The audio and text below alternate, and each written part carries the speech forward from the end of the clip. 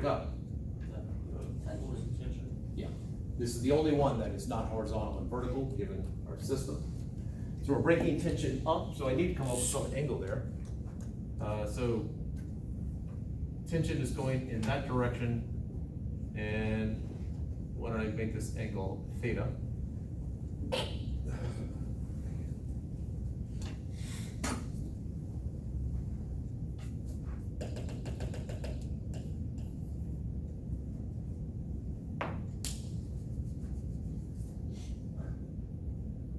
So if that's theta there,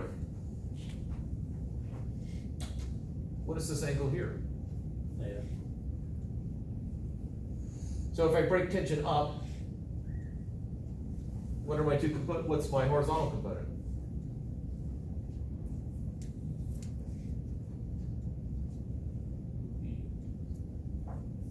Would it be better if I drew it like that? Force of tension.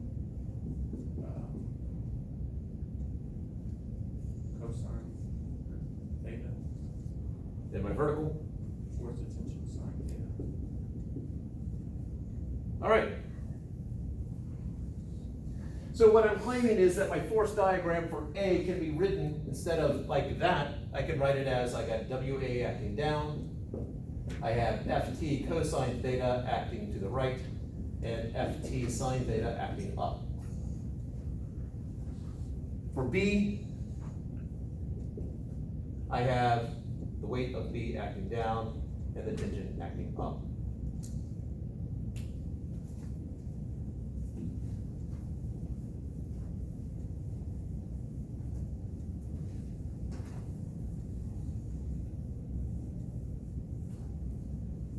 All right. We've established also a coordinate system of I hat, I guess IA hat and JA hat, and here,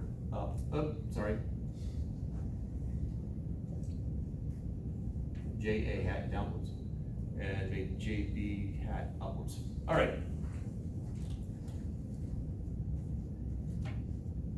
Equations of motion.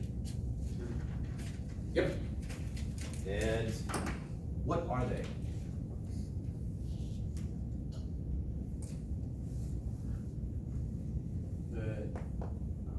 I had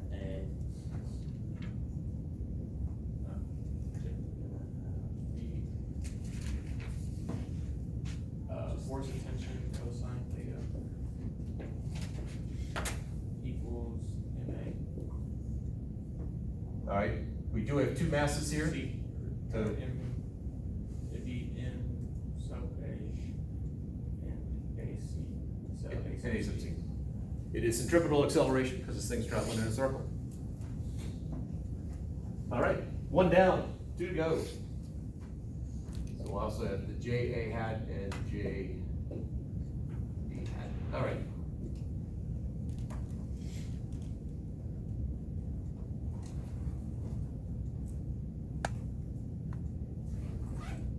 The JA hat would be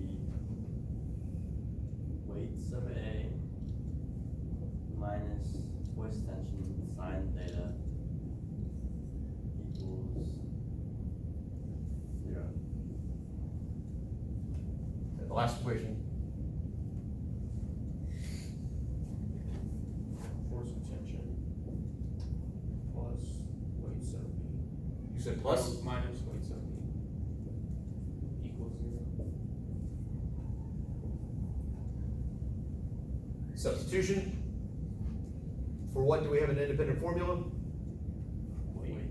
And Acceleration. and what? Acceleration. Yeah. All right. So this becomes FT cosine theta is equal to M sub A times V squared over R. And the second one becomes MAG minus F equals FT sine theta. And the last one, FT, is equal to MVG.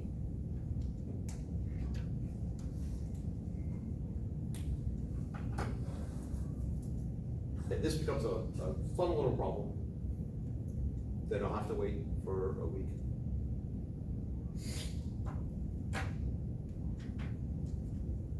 So there's two approaches to take on this one. And I'll leave you with one final thought on this. We talked about S equal R theta. S is the arc length of something that's moving. If I look at the change, R is for the circle, we assume is constant, so the change in S, in other words, the actual arc length is equal to R times the change in theta. So the angle through which it goes. And that happens over a certain amount of time, so we'll divide both sides by time. So this is a distance over time, which would be distance divided by time. Pretty steep. There we go. Speed is equal to R times, and then angle divided by time, the angle through which something travels divided by time.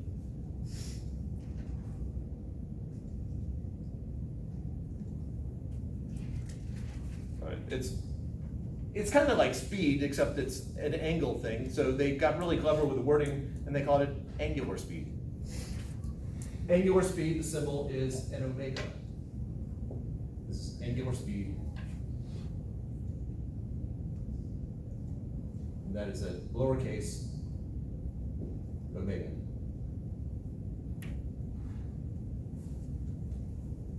It has the SI unit of radians per second. And that will remain just sort of a little bit of a mystery until next week. Because tomorrow we got the test. So, bonne chance. I have my French pronunciations, so they're pretty good. So, you.